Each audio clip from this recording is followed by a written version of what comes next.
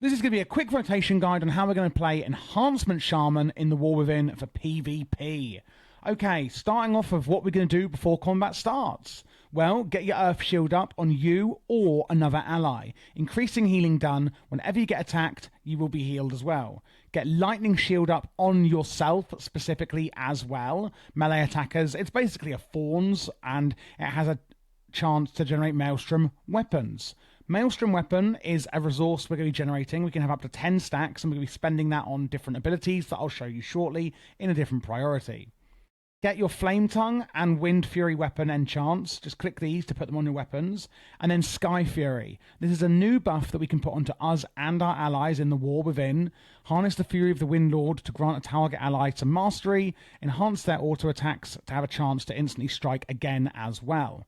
And then we've got Wind Shear. So this is kind of before you go into combat. And then when we go in, we can use Wind Shear to interrupt their spellcasting. And then we've got for our crowd control, our Hex, which will incapacitate them for up to a minute. Looking at the main rotation we're going to be doing, keep up Flame Shock on all of your enemies, up to 6 of them, dealing volcanic damage over time and instantly. And if they try and dispel it, it'll actually launch them up in the air and do even more damage. You're going to generate Maelstrom weapon with your Lava Lash, your Storm Strike, and your Ice Strike. Lava Lash is going to basically burn them. Damage is increased if your weapon is imbued with Flame Tongue, which it will be. And it's going to spread. So like if I put Flame Shock on here, Lava Lash will spread Flame Shock to my nearby enemies, which is even better. Sometimes it will proc from Hot Hand, which is a talent up here. Melee attacks with Flame Tongue have a chance to make the cooldown on your Lava Lash reduced and increase the damage of it. So if you see those procs, then use it. These are proccing because we've now got 10 Maelstrom weapon. The next damage and healing spell has its cast time reduced, damage massively increased, and healing too. And that's what we're generating with these abilities. We're generating Maelstrom weapon, and then we're going to be using them in a priority.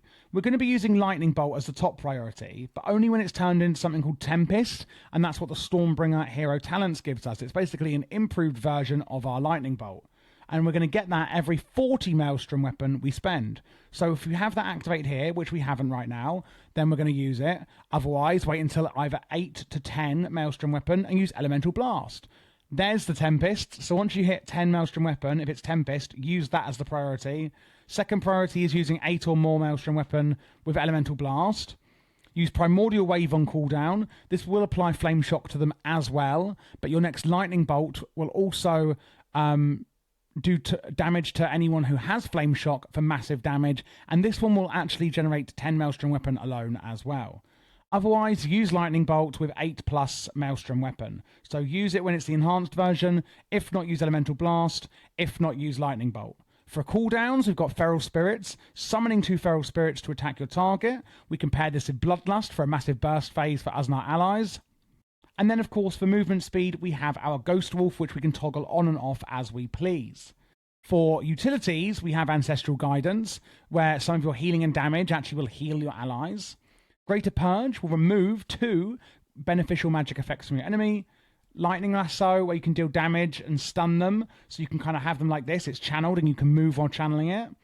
Then we've got our totems. Stone Bulwark one will give you a massive absorb shield. Tremor Totem will remove fear, charm, and sleep effects from you. We've got Thunderstorm doing some damage and also reducing their movement speed. For a little bit of passive healing, there's Healing Stream Totem, and my favourite, Earth Grab, where it's going to wrap them in these vines as it pulses. And those are the utilities you can use. Looking at the actual PvP talents, we've got Grounding Totem. Summons a totem at your feet that will redirect all harmful spells cast within 30 yards on a nearby party or raid member to the totem, which is insane. We have got Burrow, which is one of my favourites. Burrow beneath the ground, becoming unattackable, removing movement impairing effects and increasing your movement speed. So you can basically just hide out like a little lemming and get away from your enemy. My other favourite one, which is insane in my opinion, is Shamanism. Your Bloodlust now only has a 60-second cooldown, but increases your haste by 20%. So a bit less there on the haste, but you can use it every single minute. And only affects you and your friendly target when cast for 10 seconds. But this means for burst periods, it's insane. You do not no longer get the debuff either, where you can't be affected by Bloodlust again. You can literally use it every single minute.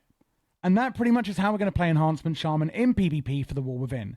If this quick guide was a bit too quick for you, or too light, check out the pinned comment in the comments where I've put my full comprehensive guide for you, and that will take you to a playlist where I've done all comprehensive guides on my other YouTube channel. If you would like, however, other quick guides, whether it's PvE or PvP, check out this playlist you see on screen now, because I've done them all for the War Within.